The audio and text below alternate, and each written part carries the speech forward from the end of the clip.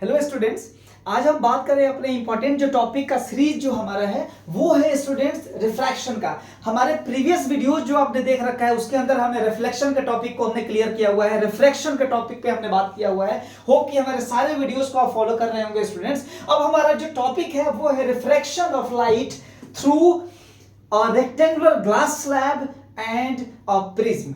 Students ये बात याद रखें, ये दो ऐसा टर्म है जो कि बोर्ड का इंपॉर्टेंट क्वेश्चन हो सकता है स्टूडेंट्स। 3 मार्क्स के अंदर ये क्वेश्चन रिपीट होता है। अगर हम बात कर रहे हैं स्टूडेंट्स तो एक रिफ्रैक्शन ऑफ लाइट का डेफिनेशंस का और लॉज ऑफ रिफ्रैक्शन भी इंपॉर्टेंट टॉपिक हो सकता है स्टूडेंट्स बोर्ड के लिए। और तीसरी चीज होती है कि sir refraction of light through a rectangular glass slab की अगर बात करें और दूसरा हम प्रिज्म की बात करें तो हम कैसे इसके जो डायग्राम है ये बड़ी इंपॉर्टेंट डायग्राम है, एनसीईआरटी का अगर रेफरेंस दूं तो स्टूडेंट्स। और ये क्वेश्चन हमारा अगर रिफ्रैक्शन ऑफ लाइट है स्टूडेंट्स तो पहला अगर हम बात करें तो through a rectangular glass slab, through a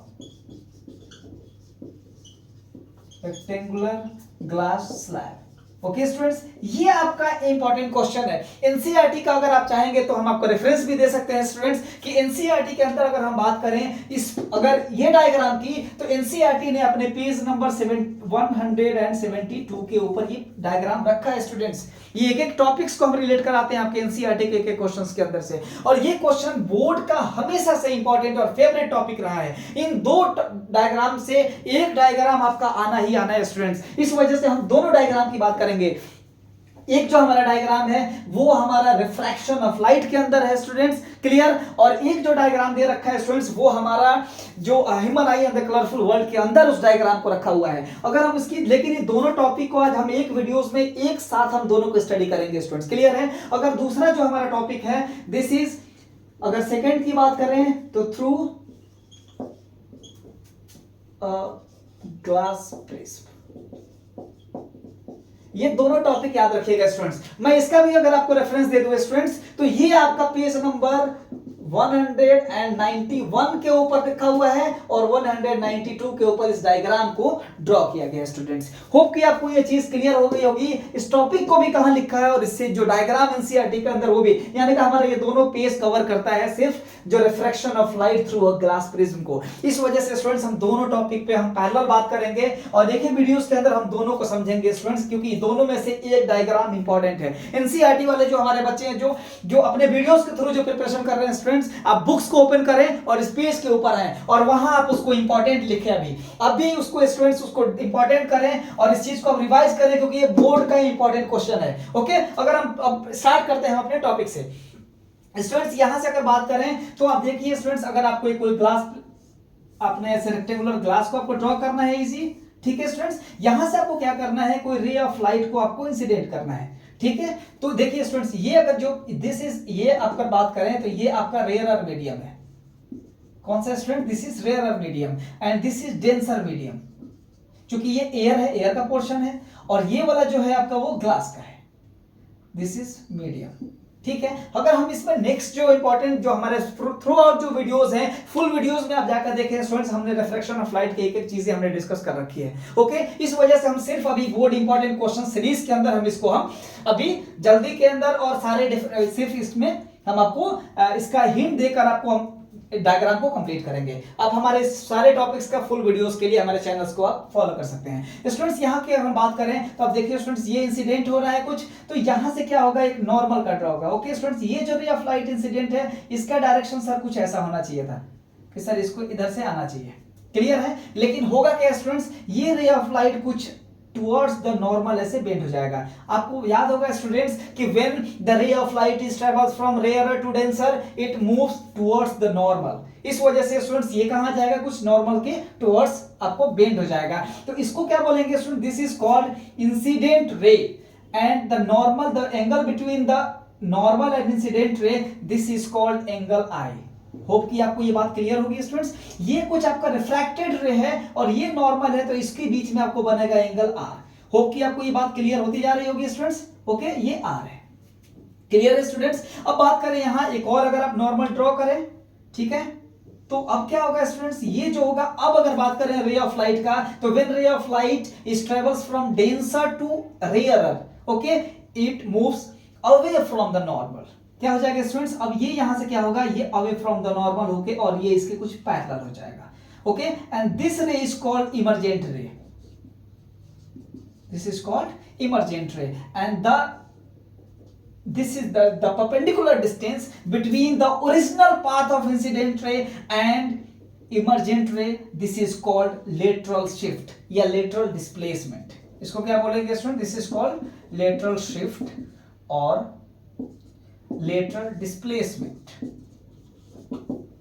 okay students, hope कि आपको ये चीज क्लियर हो गई होगी. यहां से अगेन अगर हम बात करें कुछ इवेंट का तो आप देख लीजिए students, this is incident ray and this is the angle of incident.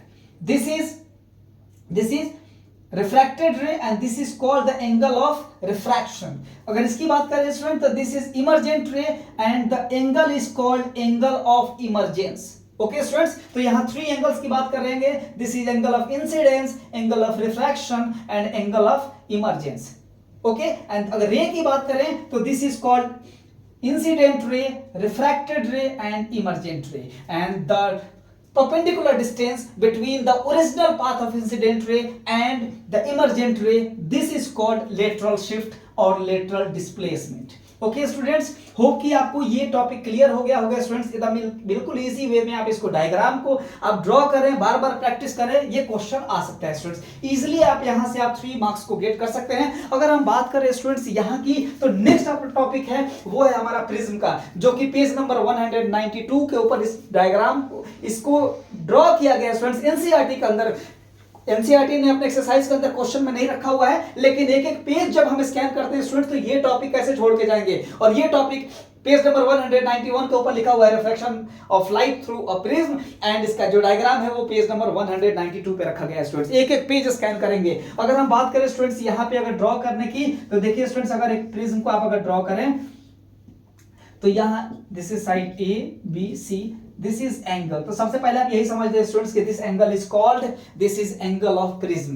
Clear है students, this is called angle A, this is angle of prism.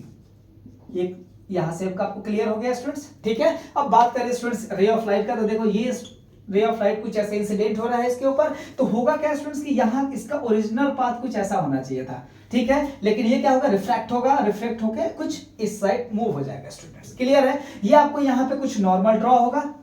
Clear students, this is normal. अगर हम बात करें student, this is n1 and this is n', ठीक है. तो अब देखिए स्टूडेंट्स, ये आपका नॉर्मल है और ये है एंगल ऑफ, सॉरी ये इंसिडेंट रे है, this is incident ray.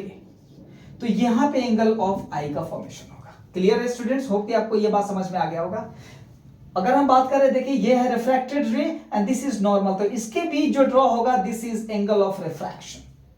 Okay students, ये भी आपको क्लियर हो गया. नेक्स्ट की अगर बात करें स्टूडेंट्स तो ये देखिए ये रे ऑफ लाइट क्या होगा, ये देखिए फिर से अगेन इस साइड की तरफ मूव होगा and this is called emergent रे. दिस इज कॉल्ड इमर्जेंट रे.